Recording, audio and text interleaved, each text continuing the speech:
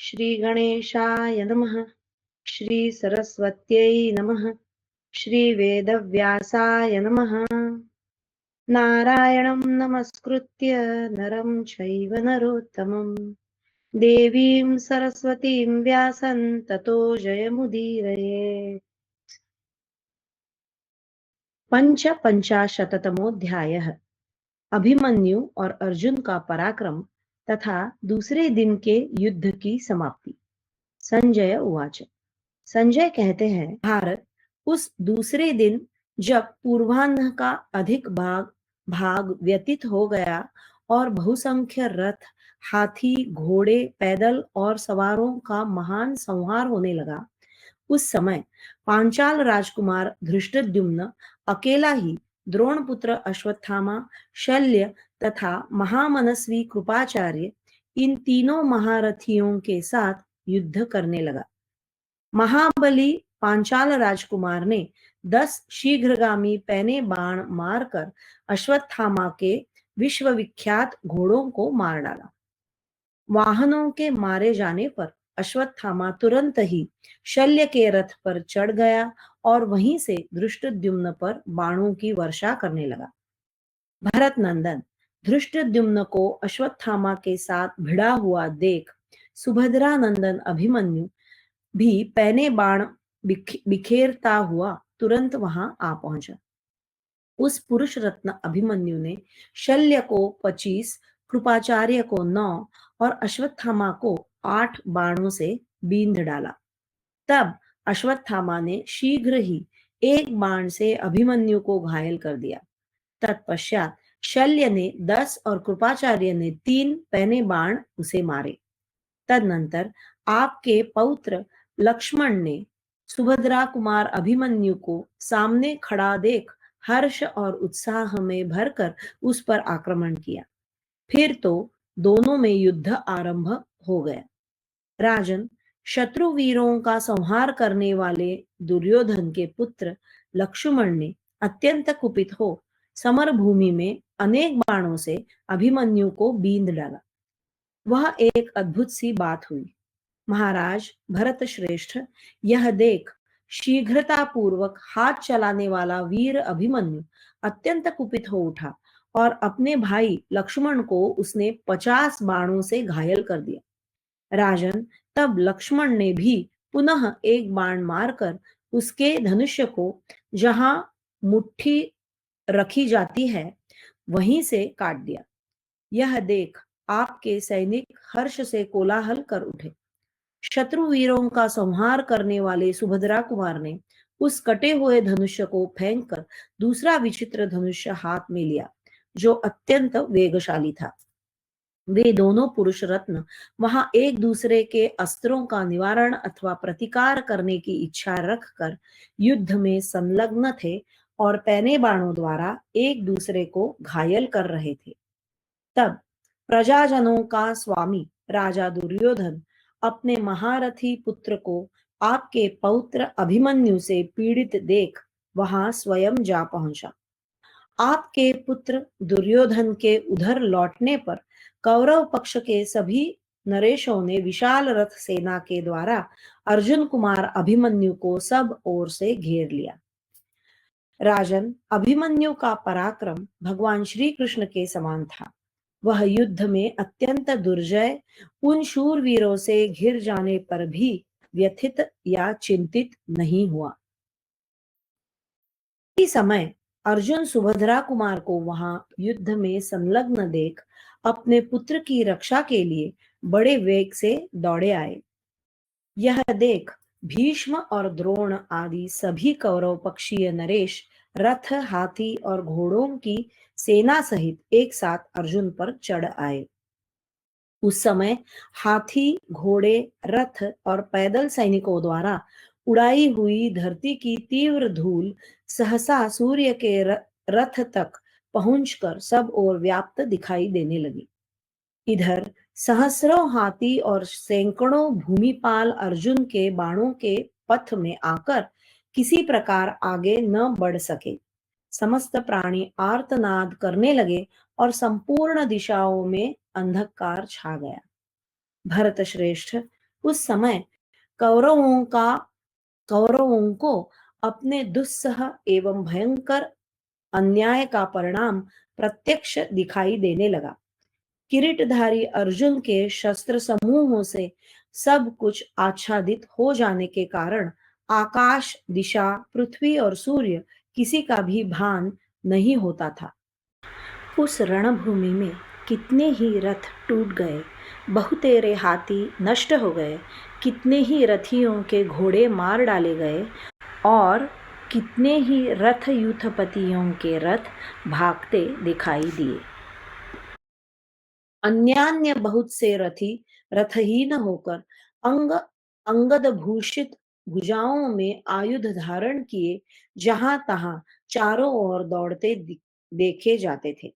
महाराज अर्जुन के भय से घुड़सवार घोड़ों को और हाथी सवार हाथियों को छोड़कर सब ओर भाग चले।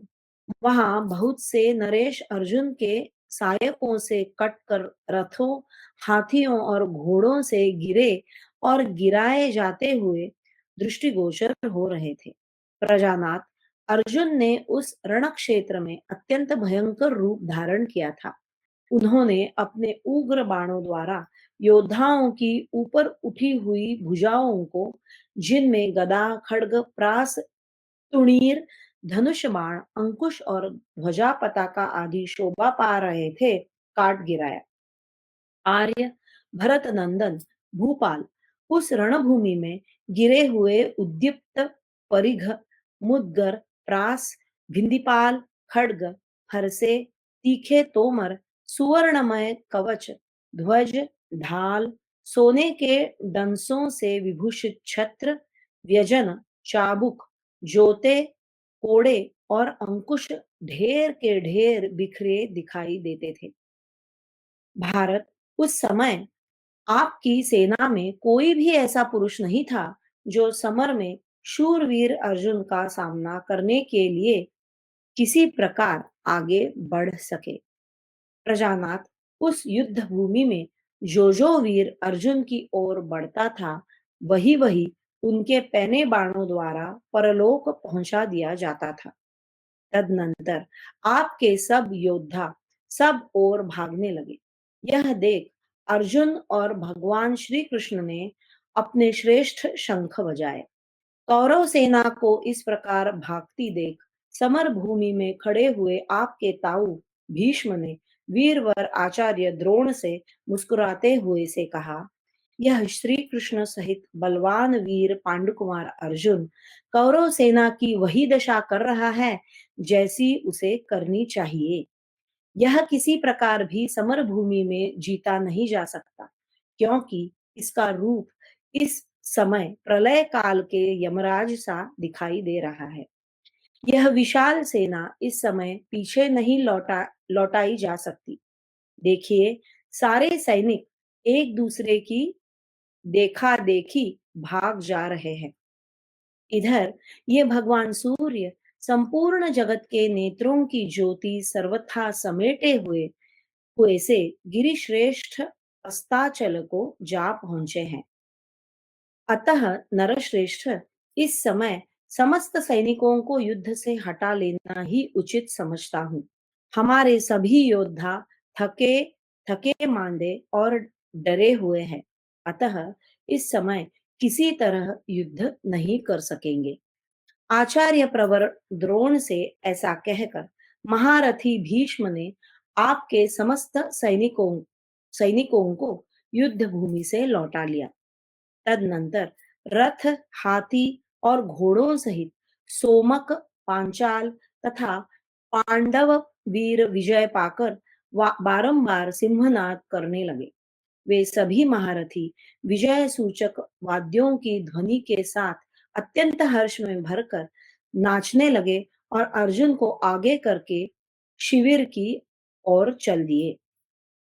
भारत इस प्रकार सूर्य के अस्ताचल को चले जाने पर संध्या के समय आपकी और पांडवों की सेनाएं लौट आई।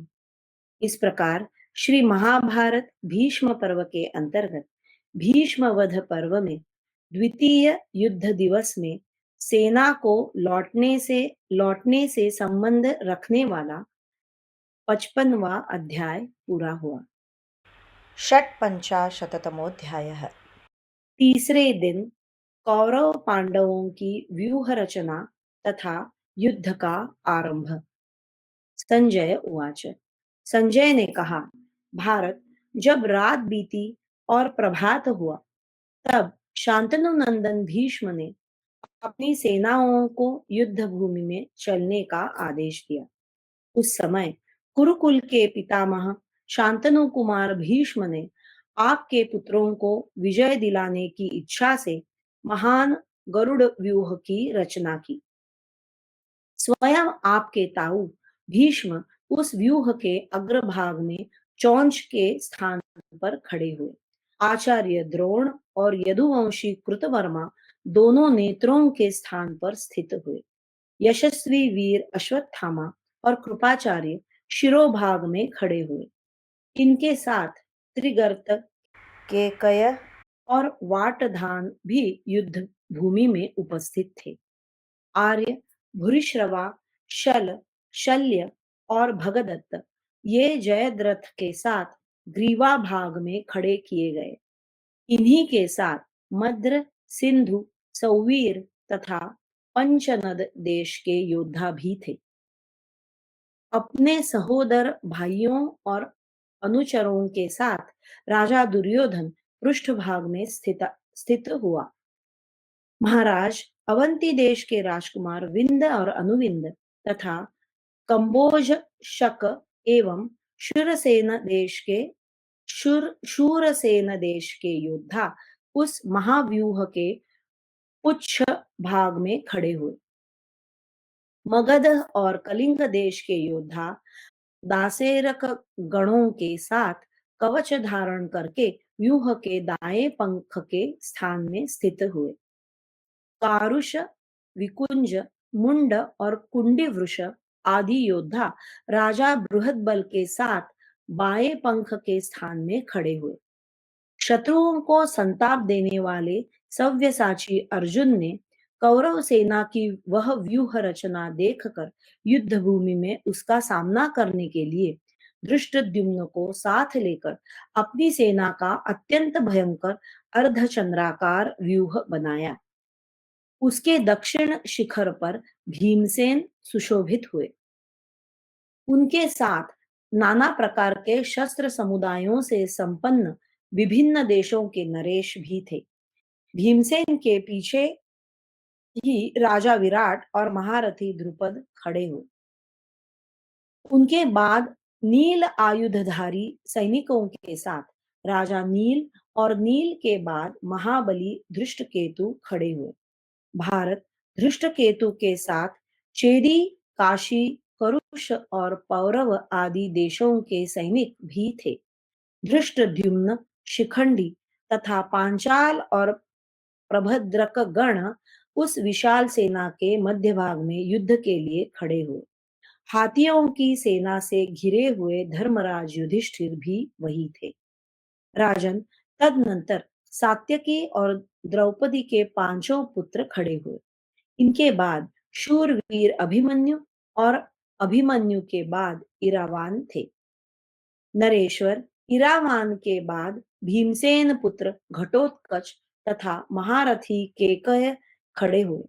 तत्पश्चात मनुष्यों में श्रेष्ठ अर्जुन उस व्यूह के बाएं पार्श्व या शिखर के स्थान में खड़े हुए, जिनके रक्षक संपूर्ण जगत का पालन करने वाले साक्षात भगवान श्री कृष्ण हैं।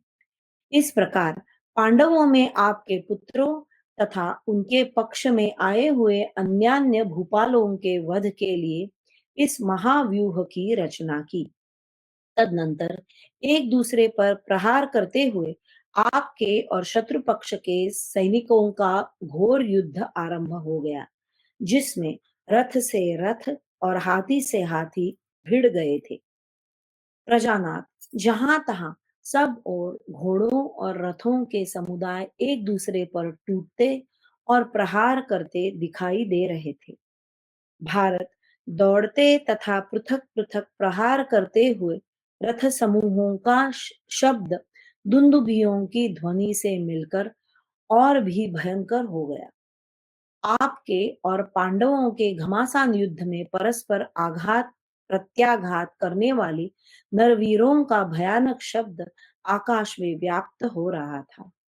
इस प्रकार श्री महाभारत भीष्म पर्व के अंतर्गत भीष्म वध पर्व में तीसरे दिन के युद्ध में परस्पर व्यूह रचना विषयक 56वां अध्याय पूरा हुआ।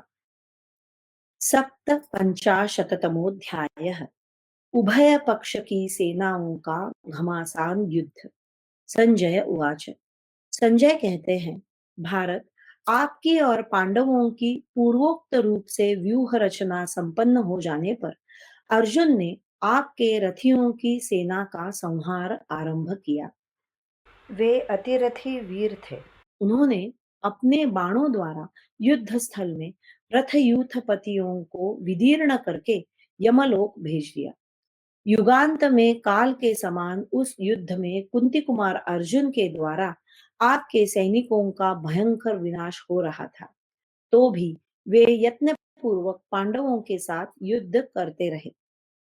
वे उज्जवल यश प्राप्त करना चाहते थे, अतः यह निश्चय करके कि अब मृत्यु ही हमें युद्ध से निवृत्त कर सकती है, एकाग्र चित्त होकर युद्ध में डटे रहे। राजन, उन्होंने युद्ध में ऐसी तत्परता दिखाई कि बार बार पांडव सेना को तितर बितर कर दिया। तदनंतर क्षत विक्षत होकर भागते और पुनः लौटकर सामना करते हुए पांडवों तथा कौरवों के सैनिकों को कुछ भी सूझ नहीं पड़ता था। भूतल से इतनी धूल उड़ी कि सूर्य देव आच्छादित हो गए। दिशा और प्रदिशा का कुछ भी पता नहीं चलता था। वैसी दशा में वहां युद्ध करने वाले लोग कैसे किसी पर प्रहार करें। प्रजानाथ उस रणक्षेत्र में अनुमान से, संकेतों से तथा नाम और गोत्रों के उच्चारण से अपने अपने या पराये पक्ष का निश्चय करके जहां तहां युद्ध हो रहा था। सत्य प्रतिज्ञ भरद्वाज नंदन द्रोणाचार्य के द्वारा सुरक्षित होने के कारण कौरव सेना का व्यूह किसी प्रकार भंग न हो सका। इसी तरह सव्यसाची अर्जुन और भीम भीम से सुरक्षित पांडवों के महाव्यूह का भी भेदन न हो सका। वहां सेना के अग्रभाग से भी निकलकर व्यूह छोड़कर वीर सैनिक युद्ध करते थे। राजन, दोनों सेनाओं के रथ और हाथी परस्पर भिड़ गए। उस महासमर में घुड़सवारों को चमकीली रुष्टियों और प्रासों द्वारा मार गिराते थे। वह संग्राम अत्यंत भयानक हो रहा था। उसमें रथी रथियों के सामने जाकर उन्हें स्वर्ण भूषित बाणों से मार गिराते थे। आपके और पांडव पक्ष के हाथी सवार अपने से भिड़े हुए विपक्षी हाथी सवारों को सब ओर से नाराज बाण और तोमरों की मार से धराशायी कर देते थे। कोई योद्धा रणक्षेत्र में उछलकर बड़े बड़े हाथियों पर चढ़ जाता और विपक्षी योद्धा के केशों को पकड़कर उसका सिर काट लेता था। बहुत से वीर युद्ध स्थल में हाथियों के दांतों के अग्रभाग से अपना हृदय विदीर्ण हो जाने के कारण सब ओर लंबी सांस खींचते हुए मुख से रक्त वमन कर रहे थे। कोई रण विशारद वीर हाथी के दांतों पर खड़ा होकर युद्ध कर रहा था। इतने ही में गज शिक्षा और अस्त्र विद्या के ज्ञाता किसी विपक्षी योद्धा ने उसके ऊपर शक्ति चला दी। उस शक्ति के आघात से वक्षस्थल विदीर्ण हो जाने के कारण वह मरणोन्मुख वीर वही कांपने लगा। हर्ष और उल्लास में भरकर एक दूसरे को अपराध करने वाले पैदल समूह विपक्ष के पैदल सैनिकों को भिंदीपाल और फरसों से मार मार कर रणभूमि में गिरा रहे थे। राजन, उस समर भूमि में कोई रथी किसी गजयूथपति से भिड़ जाता और सवार तथा हाथी दोनों को मार गिराता था। उसी प्रकार गजारोही भी रथियों में श्रेष्ठ वीर का वध कर देता था। भरत श्रेष्ठ उस संग्राम में घुड़सवार रथी को तथा रथी घुड़सवार को प्रास प्रास द्वारा मारकर धराशायी कर देता था। दोनों ही सेनाओं में पैदल वीर रथी को और रथी योद्धा पैदल सैनिकों को अपने तीखे अस्त्र शस्त्र द्वारा रणभूमि में मार गिराता था। हाथी सवार घुड़सवारों को और घुड़सवार हाथी सवारों को युद्ध स्थल में गिरा देते थे। ये घटनाएं आश्चर्यजनक सी प्रतीत होती थी। उस रण क्षेत्र में जहां तहां श्रेष्ठ गजारोहियों द्वारा गिराए हुए पैदलों द्वारा गिराए हुए हाथी सवार दृष्टिगोचर हो रहे थे। घुड़सवारों द्वारा पैदलों के समूह और पैदलों द्वारा घुड़सवारों के समूह सैकड़ों और हजारों की संख्या में गिराए जाते हुए दिखाई देते थे।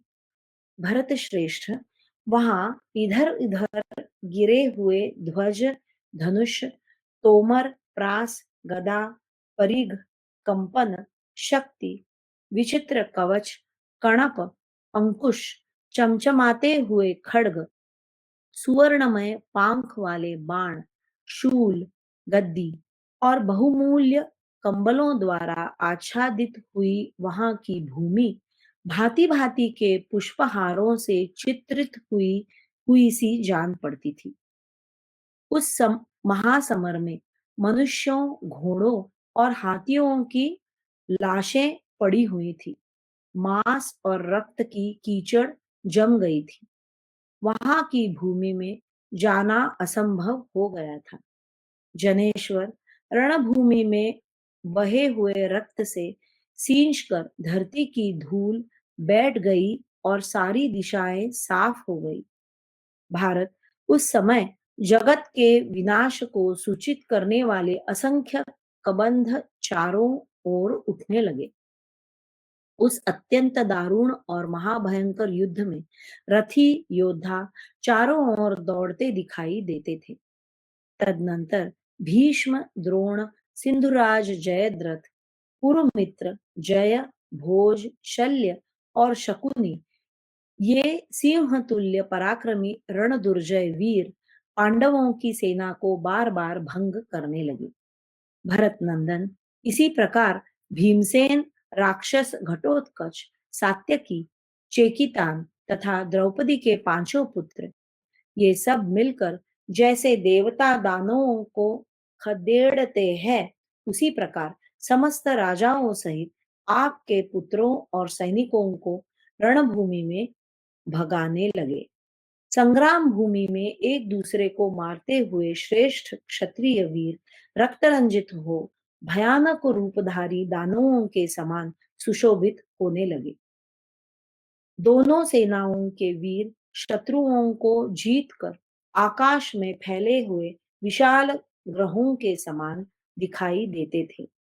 तदनंतर आपका पुत्र दुर्योधन सहस्रों रथियों के साथ पांडववंशी राक्षस घटोत्कच के साथ युद्ध करने के लिए वहां आया। इसी प्रकार विशाल सेना के साथ समस्त पांडव भी युद्ध के लिए तैयार खड़े हुए शत्रुदमन, द्रोणाचार्य और भीष्म से भिड़ने के लिए आगे बढ़े। क्रोध में भरे हुए किरीटधारी अर्जुन सब ओर खड़े हुए श्रेष्ठ राजाओं का सामना करने के लिए चले। अभिमन्यु और सात्यकी ने शकुनी की सेना पर आक्रमण किया। इस प्रकार युद्ध में विजय चाहने वाले आपके और पांडवों के सैनिकों में पुनः रोमांचकारी संग्राम छिड़ गया। इस प्रकार श्री महाभारत भीष्म पर्व के अंतर्गत भीष्म वध पर्व में युद्ध संबंधी तीसरे दिन का घमासान युद्ध विषय 57वां अध्याय पूरा हुआ। अष्टपंचाशतमोऽध्यायः पांडव वीरों का पराक्रम, कौरव सेना में भगदड़ तथा दुर्योधन और भीष्म का संवाद। संजय उवाच। संजय ने कहा, राजन, तदनंतर वे समस्त भूपाल समरभूमि में अर्जुन को देखते ही कुपित हो उठे और उन्होंने अनेक सहस्र रथियों के साथ उन्हें सब ओर से घेर लिया। भरत नंदन, उन राजाओं ने रथ समूह द्वारा अर्जुन को सब ओर से वेष्टित करके उनके ऊपर अनेक सहस्र बाणों की वर्षा आरंभ की। वे क्रोध में भरकर युद्ध में अर्जुन के रथ पर चमचमाती हुई शक्ति, दुस्सह गदा, परिघ, प्रास, हरसे, मुदगर और मूसल आदि अस्त्र शस्त्रों की वर्षा करने लगे। शलभों की श्रेणी के समान अस्त्र शस्त्रों की उस वर्षा को अर्जुन ने स्वर्णभूषित बाणों द्वारा सब ओर से रोक दिया। राजेंद्र, अर्जुन की वह अलौकिक फुर्ती देख देवता, दानव, गंधर्व, पिशाच, नाग तथा राक्षस साधु साधु यानी वाह वाह कहकर उनकी प्रशंसा करने लगे। उधर विशाल सेना से घिरे हुए सात्यकी और अभिमन्यु ने समरभूमि में सुबल के पुत्रों सहित गांधार देशीय शूरवीरों पर आक्रमण किया। वहां जाते ही क्रोध में भरे हुए सुबल पुत्रों ने युद्ध स्थल में नाना प्रकार के अस्त्र शस्त्रों द्वारा सात्यकी के श्रेष्ठ रथ को रोषपूर्वक तिल तिल करके काट डाला। तब शत्रुओं तब शत्रुओं को संताप देने वाले सात्यकी उस समय छिड़े हुए भयंकर संग्राम में अपने टूटे हुए रथ को त्याग कर तुरंत ही अभिमन्यु के रथ पर जा बैठे। फिर एक ही रथ पर बैठे हुए वे दोनों वीर झुकी हुई गांठ वाले पैने बाणों से तुरंत ही सुबल पुत्र शकुनी की सेना का संहार करने लगे। इसी प्रकार एक ओर से आकर युद्ध के लिए सदा उद्यत रहने वाले द्रोणाचार्य और भीष्म ने कंक पक्षी के पंखों से युक्त तीखे बाणों द्वारा धर्मराज युधिष्ठिर की सेना का विनाश आरंभ किया। तब धर्मपुत्र राजा युधिष्ठिर तथा माद्री कुमार पांडुनंदन नकुल सहदेव ने समस्त सेनाओं के देखते देखते द्रोणाचार्य की सेना पर धावा किया। जैसे पूर्व काल में अत्यंत भयंकर देवासुर संग्राम हुआ था, उसी प्रकार वहां अत्यंत भयानक रोमांचकारी युद्ध होने लगा। दूसरी ओर भीमसेन ने और घटोत्कच ने महान पराक्रम का परिचय देते हुए दुर्योधन की विशाल वाहिनी को खदेड़ना आरंभ किया। उस समय दुर्योधन ने सामने आकर उन दोनों को रोक दिया। भारत, वहां हमने हिडिंबा पुत्र घटोत्कच का अद्भुत पराक्रम देखा। वह रण क्षेत्र में पिता से भी बढ़कर पुरुषार्थ प्रकट करते हुए युद्ध कर रहा था। क्रोध में भरे हुए पांडुनंदन भीमसेन ने हंसते हुए से एक बाण मारकर अमर्षशील दुर्योधन की छाती छेद डाली। तब उस बाण के गहरे आघात से पीड़ित हो राजा दुर्योधन रथ की बैठक में बैठ गया और उसे मूर्छा आ गई। राजन, उसे संज्ञा शून्य जानकर उसका सारथी बड़ी उतावली के साथ उसे रणभूमि से बाहर ले आया। फिर तो उसकी सेना में भगदड़ मच गई।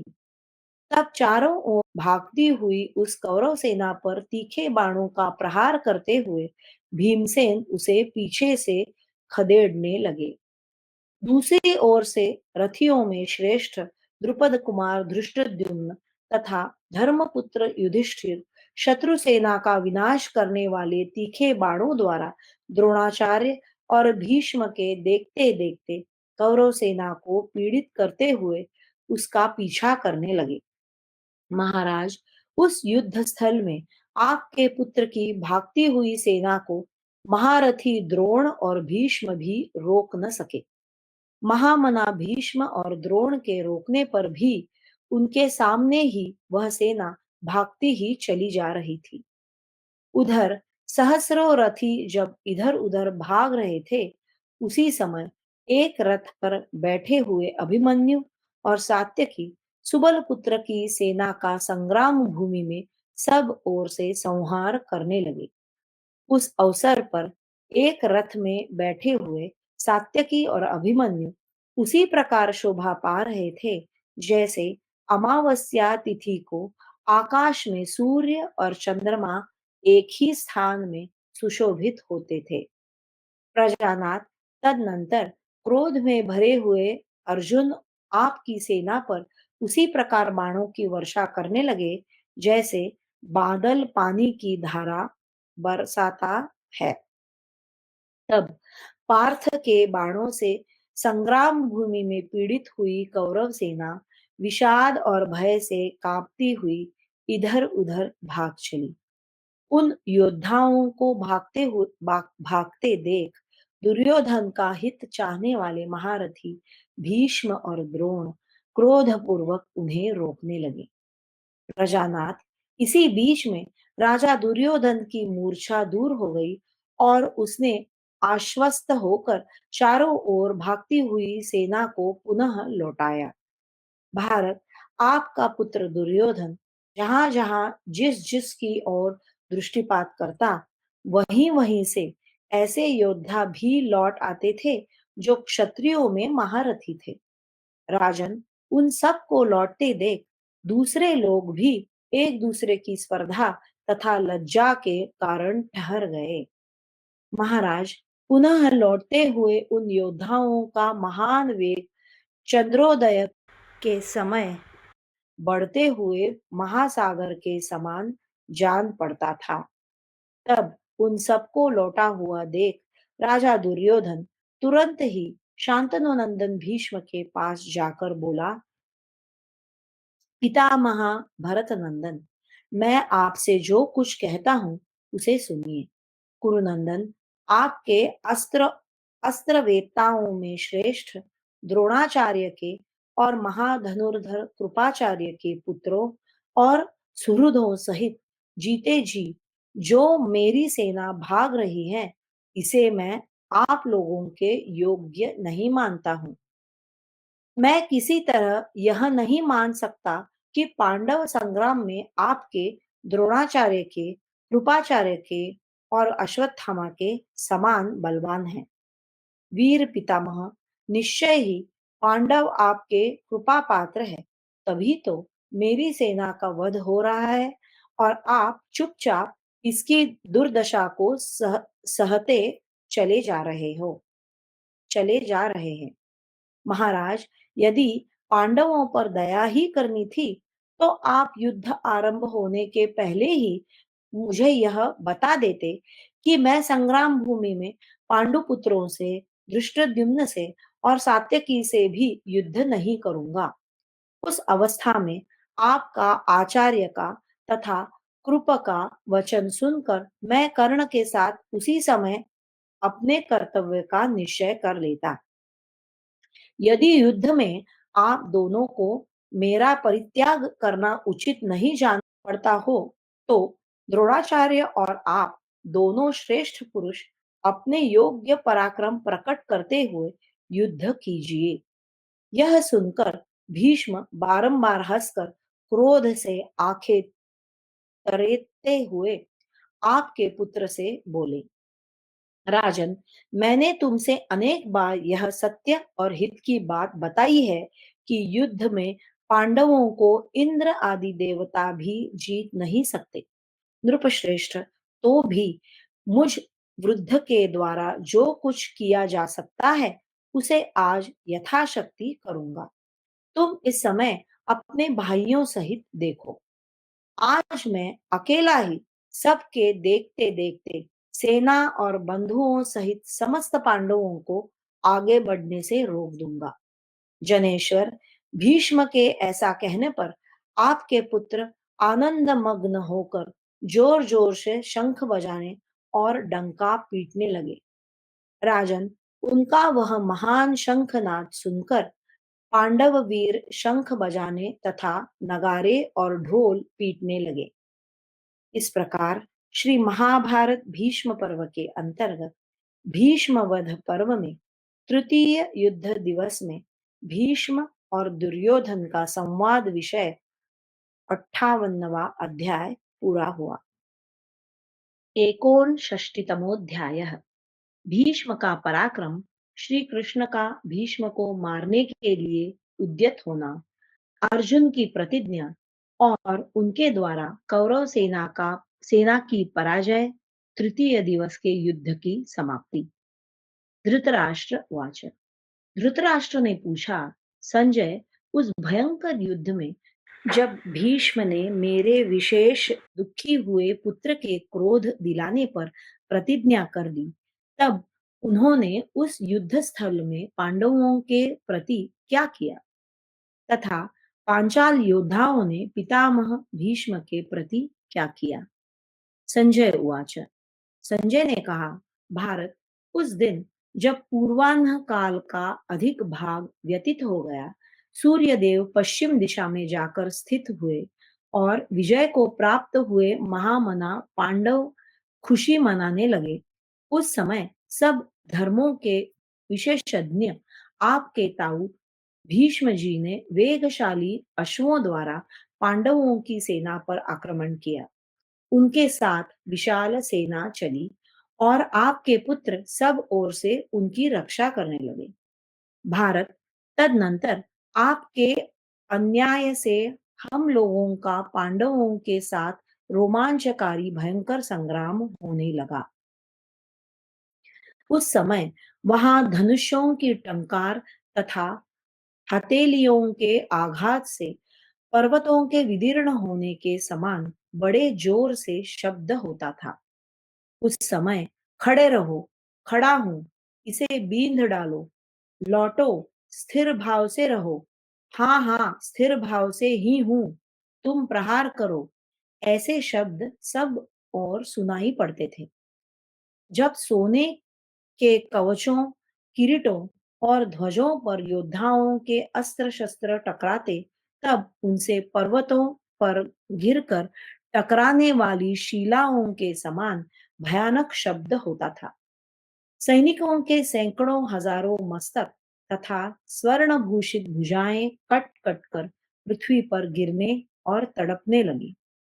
कितने ही पुरुष शिरोमणि वीरों के मस्तक तो कट गए, परंतु उनके धड़ पूर्ववत धनुष बाण एवं अन्य आयुध लिए खड़े ही रह गए। रण क्षेत्र में बड़े वेग से रक्त की नदी बह चली, जो देखने में बड़ी भयानक थी। हाथियों के शरीर उसके भीतर शिलाखंडों के समान जान पड़ते थे। खून और मांस कीचड़ के समान प्रतीत होते थे।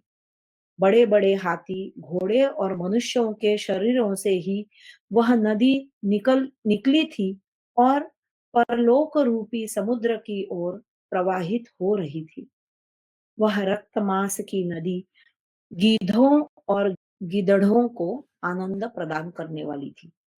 भारत, नरेश्वर, पांडवों और आपके पुत्रों का उस दिन जैसा भयानक युद्ध हुआ, वैसा न कभी देखा गया और न सुना ही गया है। वहां युद्ध स्थल में गिराए हुए योद्धाओं तथा पर्वत के शाम शिखरों के समान पड़े हुए हाथियों से अवरुद्ध हो जाने के कारण रथों के आने जाने के लिए रास्ता नहीं रह गया था। माननीय महाराज, इधर उधर बिखरे हुए विचित्र कवचों तथा शिरस्त्राणों यानी लोह के तोपों से वह रणभूमि शरद ऋतु में तारिकाओं से विभूषित आकाश की भांति शोभा पाने लगी। कुछ वीर बाणों से विदीर्ण होकर आंतों में उठने वाली पीड़ा से अत्यंत कष्ट पाने पर भी समर भूमि में निर्भय तथा दर्पयुक्त भाव से शत्रुओं की ओर दौड़ रहे थे। कितने ही योद्धा रणभूमि में गिरकर इस प्रकार आर्त भाव से स्वजनों को पुकार रहे थे, तात, भ्रातः, सखे, बंधो, मेरे मित्र, मेरे मामा, मुझे छोड़कर न जाओ। दूसरे सैनिक यों चिल्ला रहे थे, अरे आओ, मेरे पास आओ, क्यों डरे हुए हो, कहाँ जाओगे, मैं संग्राम में डटा हुआ हूँ। तुम भय न करो। वहां शांतनु नंदन भीष्म अपने धनुष्य को मंडलाकार करके विषधर सर्पों के समान भयंकर एवं प्रज्वलित बाणों की निरंतर वर्षा कर रहे थे। भरत श्रेष्ठ, उत्तम व्रत का पालन करने वाले भीष्म संपूर्ण दिशाओं को बाणों से व्याप्त करते हुए पांडव पक्षीय रथियों को अपना नाम सुना सुनाकर मारने लगे। राजन, उस समय भीष्म अपने हाथ की फुर्ती दिखाते हुए रथ की बैठक पर नृत्य सा कर रहे थे। घूमते हुए अलात चक्र की भांति वे यत्र तत्र सर्वत्र दिखाई देने लगे। युद्ध में शूरवीर भीष्म यद्यपि अकेले थे, तथापि सृंजयों सहित पांडवों को वे अपनी फूर्ति के कारण कई लाख व्यक्तियों के समान दिखाई दिए। लोगों को ऐसा मालूम हो रहा था कि रण क्षेत्र में भीष्म जी ने माया से अपने को अनेक रूप में प्रकट कर लिया है। जिन लोगों ने उन्हें पूर्व दिशा में देखा था, उन्हीं लोगों को अखी फिरते ही वे पश्चिम में दिखाई दिए। प्रभु, बहुतों ने उन्हें उत्तर दिशा में देखकर तत्काल ही दक्षिण दिशा में भी देखा। इस प्रकार समर भूमि में वे शूरवीर गंगानंदन भीष्म सब ओर दिखाई दे रहे थे। पांडवों में से कोई भी उन्हें देख नहीं पाता था। सब लोग भीष्म के धनुष्य से छूटे हुए बहुसंख्य बाणों को ही देखते थे। उस समय रण क्षेत्र में अद्भुत कर्म करते हुए आपके ताऊ भीष्म अमानुष रूप से विचरते तथा पांडव सेना का संहार करते थे। वहां अनेक प्रकार के मनुष्य उनके संबंध में नाना प्रकार की बातें कर रहे थे। वहां विधाता से प्रेरित होकर पतंगों के समान सहस्रों राजा क्रोध में भरे हुए भीष्म रूपी प्रचंड अग्नि में अपने विनाश के लिए स्वयं ही आ गिरते थे। युद्ध में मनुष्यों, हाथियों और घोड़ों के शरीरों पर चलाए हुए भीष्म का कोई भी बाण व्यर्थ नहीं होता था। एक तो उनके पास बाण बहुत थे और दूसरे वे बड़ी फुर्ती से चलाते थे। भीष्म कंकपत्र से युक्त बहुसंख्यक तीखे बाणों को युद्ध में बिखेर रहे थे। वे एक ही पंख युक्त सीधे बाण से लोहे की झूल से युक्त हाथी को भी विदीर्ण कर डालते थे, जैसे इंद्र महान पर्वत को अपने वज्र से विदीर्ण कर देते हैं। आपके ताऊ भीष्म अच्छी तरह से छोड़े हुए एक ही नाराज के द्वारा एक जगह बैठे हुए दो तीन हाथी सवारों को कवच धारण किए होने पर भी छेद डालते थे। जो कोई भी योद्धा नरश्रेष्ठ भीष्म के सम्मुख आ जाता, वह मुझे एक ही मुहूर्त में खड़ा दिखाई देकर उसी क्षण धरती पर लौटता दिखाई देता था। इस प्रकार अतुल पराक्रमी भीष्म के द्वारा मारी जाती हुई धर्मराज युधिष्ठिर की वह विशाल वाहिनी सहस्रों भागों में बिखर गई। उनकी बाण वर्षा से संतप्त हो पांडवों की वह महती सेना श्री कृष्ण, अर्जुन और शिखंडी के देखते देखते कांपने लगी। वे सब वीर वहां मौजूद होते हुए भी भीष्म के बाणों से अत्यंत पीड़ित होकर भागते हुए अपने महारथियों को रोकने में समर्थ न हो सके। महाराज, महेंद्र के समान पराक्रमी भीष्म की मार खाकर वह विशाल सेना इस प्रकार तितर बितर हुई कि उसके दो दो सैनिक भी एक साथ नहीं भाग सकते थे। मनुष्य, हाथी और घोड़े सभी बाणों से छिद गए थे। रथ के ध्वज और कुबर टूटकर गिर चुके थे। इस प्रकार पांडवों की सेना अचेत सी होकर हाहाकार कर रही थी। इस युद्ध में दैव के वशीभूत होकर पिता ने पुत्र को पुत्र ने पिता को और मित्र ने प्रिय मित्र को मार डाला। भारत पांडुपुत्र युधिष्ठिर के बहुत से सैनिक कवच खोलकर बाल बिखेरे इधर उधर दौड़ते दिखाई देते थे। उस समय पांडुनंदन युधिष्ठिर की वह सेना व्याकुल होकर भटकती हुई गौओं के समूहों की भांति आर्त स्वर से हाहाकार करती हुई देखी गई। कितने ही रथयूथपति भी किंग कर्तव्य मूढ़ होकर घूम रहे थे। अपनी सेना में इस प्रकार भगदड़ मची हुई देख यदुकुल नंदन भगवान श्री कृष्ण ने अपने उत्तम रथ को खड़ा करके कुंती पुत्र अर्जुन से कहा, पुरुष सिंह, जिसकी तुम दीर्घ काल से अभिलाषा करते थे, वही यह अवसर प्राप्त हुआ है। यदि तुम मोह से किम कर्तव्य मूढ़ नहीं हो गए हो, तो पूरी शक्ति लगाकर युद्ध करो। वीर, पहले राजाओं की मंडली में तुमने जो यह कहा था कि जो मेरे साथ संग्राम भूमि में उतरकर युद्ध करेंगे, दुर्योधन के उन भीष्म द्रोण आदि समस्त सैनिकों को मैं सगे संबंधियों सहित मार डालूंगा। शत्रुसूदन कुंती नंदन, अपनी उस बात को सत्य कर दिखाओ। अर्जुन, देखो, तुम्हारी सेना इधर उधर भाग रही है। समर भूमि में मुंह बाए हुए काल के समान भीष्म को देखकर युधिष्ठिर की सेना में भागते हुए इन राजाओं की ओर दृष्टिपात करो। ये सिंह से डरे हुए क्षुद्र मृगों की भांति भय से आतुर होकर पलायन कर रहे हैं। वसुदेव नंदन श्री कृष्ण के ऐसा कहने पर अर्जुन ने उन्हें इस प्रकार उत्तर दिया, भगवन, इन घोड़ों को हाँक कर वही ले चलिए जहां भीष्म मौजूद है। इस सेना रूपी समुद्र में प्रवेश कीजिए। आज मैं कुरुकुल के वृद्ध पितामह दुर्धर्ष वीर भीष्म को रथ से नीचे गिरा दूंगा। संजय उवाच। संजय कहते हैं, राजन, तब भगवान श्री कृष्ण ने अर्जुन के चांदी के समान सफेद घोड़ों को उसी दिशा की ओर हांका जिस ओर भीष्म का रथ विद्यमान था। सूर्य की भांति उस रथ की ओर आंखें उठाकर देखना भी कठिन था। उस समय महाबाहु अर्जुन को समर भूमि में भीष्म से लोहा लेने के लिए उद्यत देख युधिष्ठिर की वह विशाल सेना पुनः लौट आई।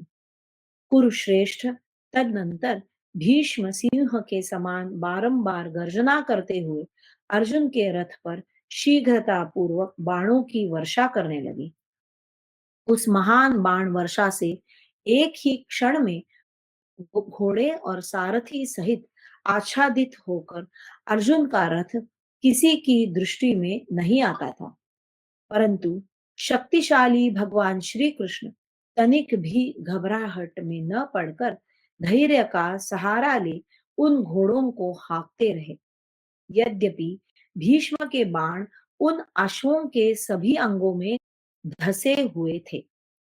तब अर्जुन ने मेघ के समान गंभीर घोष करने वाले दिव्य धनुष को हाथ में लेकर 3 बाणों से भीष्म के धनुष को काट गिराया।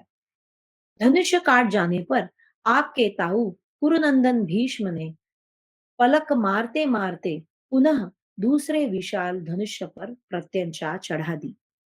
फिर मेघ के समान गंभीर शब्द करने वाले उस धनुष को दोनों हाथों से खींचा। इतने ही में कुपित हुए अर्जुन ने उनके उस धनुष को भी काट डाला। अर्जुन की इस फुर्ती को देखकर शांतनु नंदन भीष्म ने बड़ी प्रशंसा की और कहा, महाबाहु कुंती कुमार, तुम्हें साधुवाद। पांडुनंदन, धन्यवाद। बेटा, तुम्हारी इस फूर्ति से मैं बहुत प्रसन्न हूँ। धनंजय, यह महान कर्म तुम्हारे ही योग्य है। तुम मेरे साथ युद्ध करो। इस प्रकार कुंती कुमार अर्जुन की प्रशंसा करके फिर दूसरा विशाल धनुष हाथ में लेकर वीर भीष्म ने युद्ध स्थल में उनके रथ की ओर बाण बरसना आरंभ किया। भगवान श्री कृष्ण ने घोड़ों को हाँकने की कला में अपने उत्तम बल का परिचय दिया। वे भीष्म के बाणों को व्यर्थ करते हुए बड़े फुर्ती के साथ रथ को मंडलाकार चलाने लगे। भारत तथापि भीष्म ने श्री कृष्ण और अर्जुन के संपूर्ण अंगों में अपने पैने बाणों से गहरे आघात किए। भीष्म के बाणों से क्षत विक्षत हो वे नरश्रेष्ठ श्री कृष्ण और अर्जुन क्रोध में भरे हुए उन दो सांडों के समान सुशोभित हुए, जिनके संपूर्ण शरीर में सींगों के आघात से बहुत से घाव हो गए हैं। तत्पश्चात रोषावेश में भरे हुए भीष्म ने सैकड़ों हजारों बाणों की वर्षा करके युद्ध भूमि में श्री कृष्ण और अर्जुन की संपूर्ण दिशाओं को आच्छादित एवं अवरुद्ध कर दिया। इतना ही नहीं, रोष में भरे हुए भीष्म ने जोर जोर से हंसकर अपने तीखे बाणों से बारंबार पीड़ित करते हुए वृष्णि कुलभूषण श्री कृष्ण को कंपित सा कर दिया। तदनंतर महाबाहु श्री कृष्ण ने उस संग्राम में भीष्म का पराक्रम देखकर यह विचार किया कि अर्जुन तो कोमलता पूर्वक युद्ध कर रहा है और भीष्म युद्ध स्थल में निरंतर बाणों की वर्षा कर रहे हैं। ये दोनों सेनाओं के बीच में आकर तपते हुए सूर्य की भांति सुशोभित होते और पांडुपुत्र युधिष्ठिर के अच्छे अच्छे सैनिकों को चुन चुन कर मार रहे हैं। युधिष्ठिर की सेना में भीष्म ने प्रलय काल का सा दृश्य उपस्थित कर दिया है। यह सब देख और सोचकर शत्रु वीरों का संहार करने वाले अप्रमेय स्वरूप भगवान श्री कृष्ण सहन न कर सके। उन्होंने मन ही मन विचार किया कि युधिष्ठिर की सेना का अस्तित्व मिटाना चाहता है। भीष्म रणभूमि में एक ही दिन में संपूर्ण देवताओं और दानवों का नाश कर सकते हैं। फिर सेना और सेवकों सहित पांडवों का युद्ध में परास्त करना इनके लिए कौन बड़ी बात है। महात्मा पांडुपुत्र युधिष्ठिर की यह विशाल सेना भागी जा रही है और ये कौरव लोग रण क्षेत्र में सोमकों को शीघ्रता पूर्वक भागते देख पितामह का हर्ष बढ़ाते हुए उन्हें खदेड़ रहे हैं। अतः आज पांडवों के लिए कवच धारण किया हुआ मैं स्वयं ही भीष्म को मारे डालता हूँ। महामना पांडवों के इस भारी भार को मैं ही दूर करूंगा। अर्जुन इस युद्ध में तीखे बाणों की मार खाकर भी भीष्म के प्रति गौरव बुद्धि रखने के कारण अपने कर्तव्य को नहीं समझ रहा है। भगवान श्री कृष्ण के इस प्रकार चिंतन करते समय अत्यंत कुपित हुए पितामह भीष्म ने अर्जुन के रथ पर पुनः बहुत से बाण चलाए। उन बाणों की अत्याधिकता के कारण उनके उनसे संपूर्ण दिशाएं आच्छादित हो गई। न आकाश दिखाई देता था, न दिशाएं, न तो भूमि दिखाई देती थी और न मरीचिमाली भगवान भास्कर का ही दर्शन होता था। उस समय धूम युक्त भयंकर हवा चलने लगी। संपूर्ण दिशाएं क्षुब्ध हो उठी। तब द्रोण, विकर्ण, जयद्रथ, भूरिश्रवा, कृतवर्मा, कृपाचार्य, श्रुतायु, राजा अंबष्ठपति, विंद, अनुविंद, सुदक्षिण, पूर्वीय नरेश गण, सौवीर देशीय क्षत्रिय गण, वसाती, शूद्रक और मालव गण, ये सभी शांतनु नंदन भीष्म की आज्ञा के अनुसार चलते हुए तुरंत ही किरीटधारी अर्जुन का सामना करने के लिए निकट चले आए। सात्यकी ने दूर से देखा, किरीटधारी अर्जुन घोड़े, पैदल तथा रथियों सहित कई लाख सैनिकों से घिर गए हैं। गजराज यूथपतियों ने भी उन्हें सब ओर से घेर रखा है। तत्पश्चात पैदल, हाथी, घोड़े और रथों द्वारा चारों ओर से आक्रांत हुए शस्त्रधारियों में श्रेष्ठ श्री कृष्ण और अर्जुन को देखकर शिनी वंश के प्रमुख वीर सात्यकी तुरंत वहां आ पहुंचे। महाधनुर्धर शिनीवीर सात्यकी ने सहसा उन सेनाओं के समीप पहुंचकर अर्जुन की उस प्रकार सहायता की जैसे भगवान विष्णु वृत्र विनाशक इंद्र की सहायता करते हैं। युधिष्ठिर की सेना के हाथी, घोड़े, रथ और ध्वजाओं के समूह तितर-बितर हो गए थे। भीष्म ने उनके संपूर्ण योद्धाओं को भयभीत कर दिया था। इस प्रकार युधिष्ठिर के सैनिकों को भागते देख शिनिवंश के प्रमुख वीर सात्यकी ने उनसे कहा, क्षत्रियों, कहाँ जा रहे हो? प्राचीन महापुरुषों द्वारा यह श्रेष्ठ क्षत्रियों का धर्म नहीं बताया गया है। वीरों, अपनी प्रतिज्ञा न छोड़ो, अपने वीर धर्म का पालन करो। इंद्र के छोटे भाई श्री कृष्ण ने उन श्रेष्ठ राजाओं को सब ओर भागते देखा और इस बात पर भी लक्ष्य किया कि अर्जुन तो कोमलता के साथ युद्ध कर रहा है और भीष्म इस संग्राम में अधिकाधिक प्रचंड होते जा रहे हैं। यह सब देखकर संपूर्ण यदुकुल का भरण पोषण करने वाले महात्मा भगवान श्री कृष्ण सहन न कर सके। उन्होंने समस्त कौरवों को सब ओर से आक्रमण करते देख यशस्वी वीर सात्यकी की प्रशंसा करते हुए कहा, क्षिणी वंश के प्रमुख वीर सात्वत रत्न, जो भाग रहे हैं वे भाग जाएं, जो खड़े हैं वे भी चले जाएं। मैं इन लोगों का भरोसा नहीं करता। तुम देखो, मैं अभी संग्राम भूमि में सहायक गणों के साथ भीष्म और द्रोणाचार्य को रथ से मार गिराता हूँ। सात्वत वीर, आज कौरव सेना का कोई भी रथी क्रोध में भरे हुए मुझ कृष्ण के हाथ से जीवित नहीं छूट सकता। मैं अपने भयंकर चक्र लेकर महान व्रतधारी भीष्म के प्राण हर लूंगा। सात्यके सहायक गणों सहित भीष्म और द्रोण, इन दोनों वीर महारथियों को युद्ध में मारकर मैं अर्जुन, राजा युधिष्ठिर, भीमसेन तथा नकुल सहदेव को प्रसन्न करूंगा। धृतराष्ट्र के सभी पुत्रों तथा उसके पक्ष में आए हुए सभी श्रेष्ठ नरेशों को मारकर मैं प्रसन्नता पूर्वक आज अजात शत्रु राजा युधिष्ठिर को राज्य से संपन्न कर दूंगा। संजय उवाच। संजय कहते हैं, ऐसा कहकर महानुभाव श्री कृष्ण ने अपने पुरातन एवं तीक्ष्ण आयुध सुदर्शन चक्र का स्मरण किया।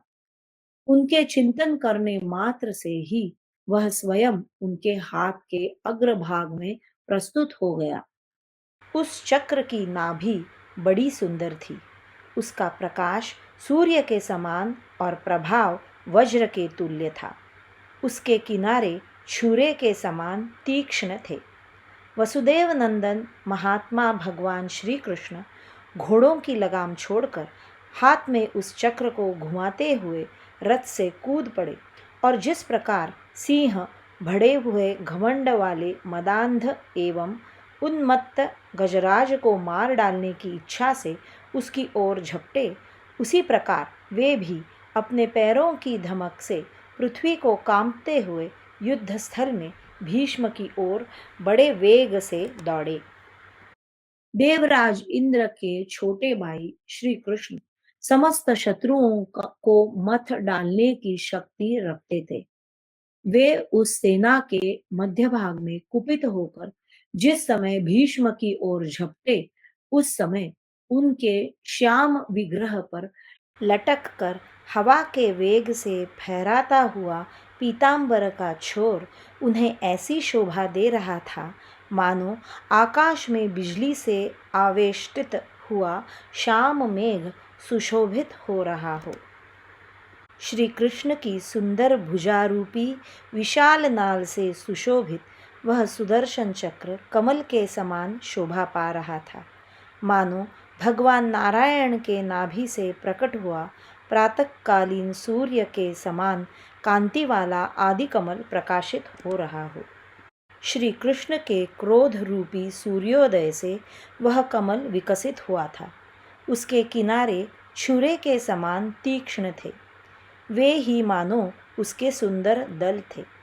भगवान के श्री विग्रह रूपी महान सरोवर में ही वह बड़ा हुआ था और नारायण स्वरूप श्री कृष्ण की बाहुरूपी नाल उसकी शोभा बढ़ा रही थी। महेंद्र के छोटे भाई श्री कृष्ण कुपित हो हाथ में चक्र उठाए बड़े जोर से गरज रहे थे। उन्हें इस रूप में देखकर कौरवों के संहार का विचार करके सभी प्राणी हाहाकार करने लगे।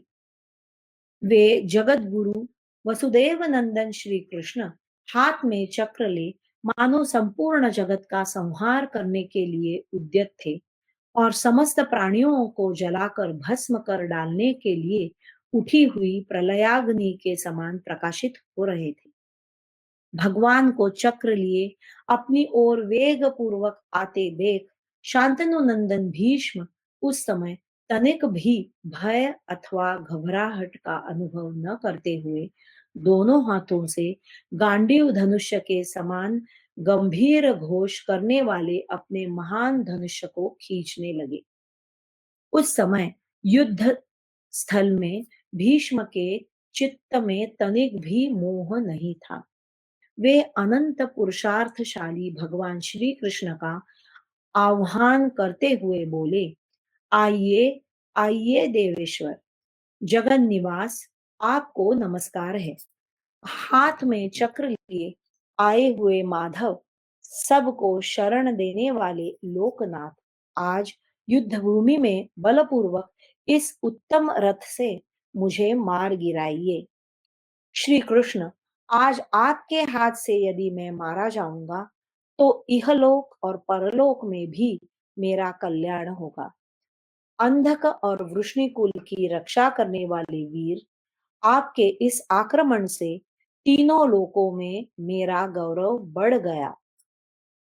मोटी लंबी और उत्तम भुजाओं वाले यदुकुल के श्रेष्ठ वीर भगवान श्री कृष्ण को आगे बढ़ते देख अर्जुन भी बड़ी उतावली के साथ रथ से कूदकर उनके पीछे दौड़े और निकट जाकर भगवान की दोनों बाहें पकड़ ली। अर्जुन की भुजाएं भी मोटी और विशाल थी। आदिदेव आत्मयोगी भगवान श्री कृष्ण बहुत रोष में भरे हुए थे। वे अर्जुन के पकड़ने पर भी रुक न सके। जैसे आंधी किसी वृक्ष को खींचे लिए चली जाए, उसी प्रकार वे भगवान विष्णु अर्जुन को लिए हुए ही बड़े वेग से आगे बढ़ने लगे। राजन, तब किरीटधारी अर्जुन ने भीष्म के निकट बड़े वेग से जाते हुए श्री हरि के चरणों को बलपूर्वक पकड़ लिया और किसी प्रकार 10वें कदम पर पहुंचते पहुंचते उन्हें रोका। जब श्री कृष्ण खड़े हो गए, तब सुवर्ण का विचित्र हार पहने हुए अर्जुन ने अत्यंत प्रसन्न हो उनके चरणों में प्रणाम करके कहा, केशव, आप अपना क्रोध रोकिए। प्रभो, आप ही पांडवों के परम आश्रय है। केशव, अब मैं अपनी प्रतिज्ञा के अनुसार कर्तव्य का पालन करूंगा, उसका त्याग कभी नहीं करूंगा। यह बात मैं अपने पुत्रों और भाइयों की शपथ खाकर कहता हूँ। उपेंद्र, आपकी आज्ञा मिलने पर मैं समस्त कौरवों का अंत कर डालूंगा। अर्जुन की यह प्रतिज्ञा और कर्तव्य पालन का यह निश्चय सुनकर भगवान श्री कृष्ण का मन प्रसन्न हो गया। वे कुरुश्रेष्ठ अर्जुन का प्रिय करने के लिए उद्यत हो पुनः चक्र लिए रथ पर जा बैठे। शत्रुओं का संहार करने वाले भगवान श्री कृष्ण ने पुनः घोड़ों की बागडोर संभाली और पांचजन्य शंख लेकर उसकी ध्वनि से संपूर्ण दिशाओं को प्रतिध्वनित कर दिया। उस समय उनके कंठ का हार, भुजाओं के बाजूबंद और कानों के कुंडल हिलने लगे थे। उनके कमल के समान सुंदर नेत्रों पर सेना से उठी हुई धूल बिखरी थी। उनकी दंतावली शुद्ध एवं स्वच्छ थी और उन्होंने अपने हाथ में शंख ले रखा था। उस अवस्था में श्री कृष्ण को देखकर कौरव पक्ष के प्रमुख वीर कोलाहल कर उठे। तत्पश्चात कौरवों के संपूर्ण सैन्य दलों में मृदंग, भेरी, पणव तथा दुंदुभि की ध्वनि होने लगी। रथ के पहियों की घरघराहट सुनाई देने लगी। वे सभी शब्द वीरों के सिंहनाद से मिलकर अत्यंत उग्र प्रतीत हो रहे थे। अर्जुन के गांडीव धनुष का गंभीर घोष मेघ की गर्जना के समान आकाश तथा संपूर्ण दिशाओं में फैल गया तथा उनके धनुष के छूटे हुए निर्मल एवं स्वच्छ बाण संपूर्ण दिशाओं में बरसने लगे। उस समय कौरवराज दुर्योधन हाथ में धनुष बाण लिए बड़े वेग से अर्जुन के सामने आया, मानो घास फूस को जलाने के लिए प्रज्वलित आग बढ़ती चली आ रही हो। भीष्म और भूरिश्रवा ने भी दुर्योधन का साथ दिया। तदनंतर भूरिश्रवा ने सोने के पंख से युक्त 7 भल्ल अर्जुन पर चलाए। दुर्योधन ने भयंकर वेगशाली तोमर का प्रहार किया। शल्य ने गदा और शांतनु नंदन भीष्म ने शक्ति चलाई। अर्जुन ने 7 बाणों से भूरिश्रवा के छोड़े हुए सातों भल्लों को काटकर तीखे छुरे से दुर्योधन की भुजाओं से मुक्त हुए उस तोमर को भी नष्ट कर दिया। तत्पश्चात वीर अर्जुन ने शांतनु नंदन भीष्म की छोड़ी हुई बिजली के समान चमकीली और शोभामयी शक्ति को तथा मद्रराज शल्य की भुजाओं से मुक्त हुई गदा को भी 2 बाणों से काट डाला। तदनंतर अप्रमेय शक्तिशाली विचित्र गांडीव धनुष्य को दोनों भुजाओं से बलपूर्वक खींचकर अर्जुन ने विधि पूर्वक अत्यंत भयंकर महेंद्र अस्त्र को प्रकट किया। वह अद्भुत अस्त्र अंतरिक्ष में चमक उठा। फिर किरीटधारी महाधनुर्धर अर्जुन ने उस उत्तम अस्त्र द्वारा निर्मल एवं अग्नि के समान प्रज्वलित बाणों का जाल सा बिछाकर कौरवों के समस्त सैनिकों को आगे बढ़ने से रोक दिया। अर्जुन के धनुष्य से छूटे हुए बाण शत्रुओं के रथ, ध्वजाग्र, धनुष्य और बाहु काट काट कर नरेशों, गजराजों तथा घोड़ों के शरीरों में घुसने लगे।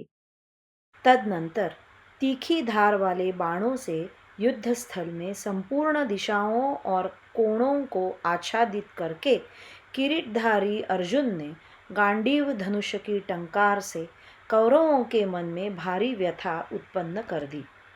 इस प्रकार के उस अत्यंत भयंकर युद्ध में शंख ध्वनि, दुंदुभी ध्वनि तथा घोड़ों और रथ के पहियों के भयंकर शब्द गांडीव धनुष की टंकार के सामने दब गए। तब उस गांडीव के शब्द को पहचान कर राजा विराट आदि प्रमुख वीर और वीरवर पांचाल राज द्रुपद ये सभी उदार चित्त नरेश उस स्थान पर आ गए जहां जहां गांडीव धनुष की टंकार होती, वहां वहां आपके सारे सैनिक मस्तक टेक देते थे। कोई भी उनके प्रति प्रतिकूल आक्रमण नहीं करता था। राजाओं के उस भयानक संग्राम में रथ, घोड़े और सारथी सहित बड़े बड़े वीर मारे गए। सुंदर सुनहरे रस्सों से कसे हुए बड़ी बड़ी पताकाओं वाले हाथी नाराजों की मार से पीड़ित हो शक्ति और चेतना खोकर सहसा धराशायी हो गए। कुंती कुमार अर्जुन के भयंकर वेग वाले तीखे एवं पंख युक्त निर्मल भल्लों से गहरी चोट पड़ने पर कवच और शरीर दोनों के विदीर्ण हो जाने से कौरव सेना सैनिक सहसा प्राण शून्य होकर गिर जाते थे।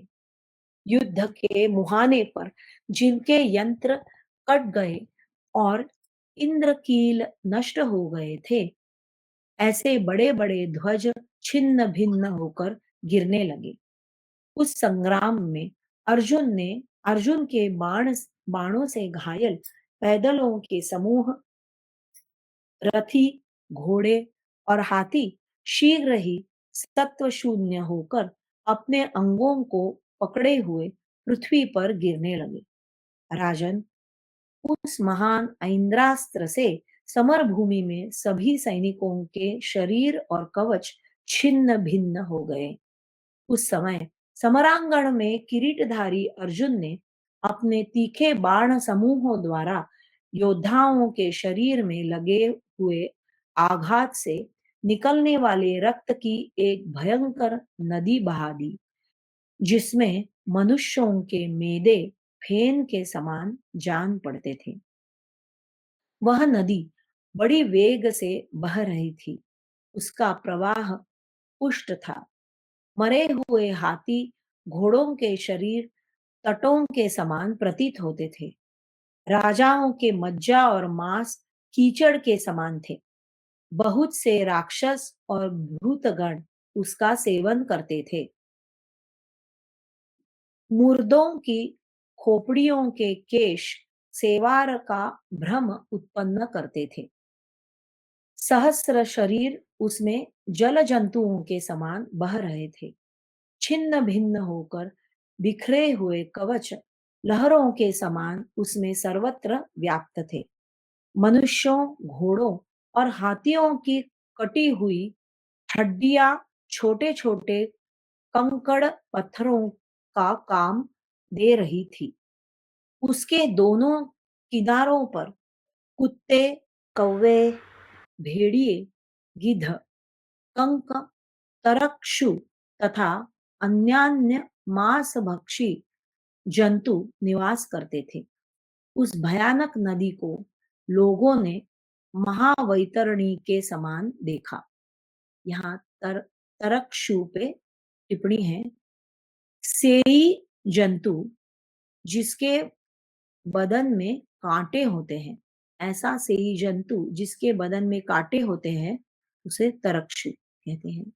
अर्जुन के बाण समूहों से उस नदी का प्राकट्य हुआ था। वह चर्बी, मज्जा तथा रक्त बहने के कारण बड़ी भयंकर जान पड़ती थी। इस प्रकार कौरव सेना के प्रधान प्रधान वीर अर्जुन के द्वारा मारे गए। यह देखकर चेदी, पांचाल, करुष और मत्स्य देश के क्षत्रिय तथा कुंती के पुत्र ये सभी नरवीर विजय पाने से निर्भय हो कौरव योद्धाओं को भयभीत करते हुए एक साथ सिंहनाद करने लगे। शत्रुओं को भय देने वाले किरीटधारी अर्जुन के द्वारा कौरव सेना के प्रमुख वीरों को मारे गए देख पांडव पक्ष के वीरों को बड़ी प्रसन्नता हुई थी। गांडीवधारी अर्जुन तथा भगवान श्री कृष्ण मृगों के युद्धों को भयभीत करने वाले सिंह के समान कौरव सेनापतियों की सारी सेना को संत्रस्त करके अत्यंत हर्ष में भरकर गर्जना करने लगी। तदनंतर शस्त्रों के आघात से अत्यंत क्षत विक्षत अंगों वाले भीष्म, द्रोण, दुर्योधन, बाहली तथा अन्य कौरव योद्धाओं ने सूर्य देव को अपनी किरणों को समेटते देख और उस भयंकर ऐन्द्रास्त्र को प्रलयंकर अग्नि के समान सर्वत्र व्याप्त एवं असह्य हुआ जानकर सूर्य की लाली से युक्त संध्या एवं निशा के आरंभ काल का अवलोकन कर सेना को युद्ध भूमि से लौटा लिया। धनंजय भी शत्रुओं को जीतकर एवं लोक में सुयश और सुकीर्ति पाकर भाइयों तथा राजाओं के साथ सारा कार्य समाप्त करके निशा के आरंभ में अपने शिविर को लौट गए। उस समय रात्रि के आरंभ में कौरवों के दल में बड़ा भयंकर कोलाहल होने लगा। वे आपस में कहने लगे, आज अर्जुन ने रण क्षेत्र में 10,000 रथियों का विनाश करके 700 हाथी मार डाले हैं। प्राच्य, सौवीर, शूद्रक और मालव सभी क्षत्रिय गणों को मार गिराया है। धनंजय ने जो महान पराक्रम किया है, उसे दूसरा कोई वीर नहीं कर सकता।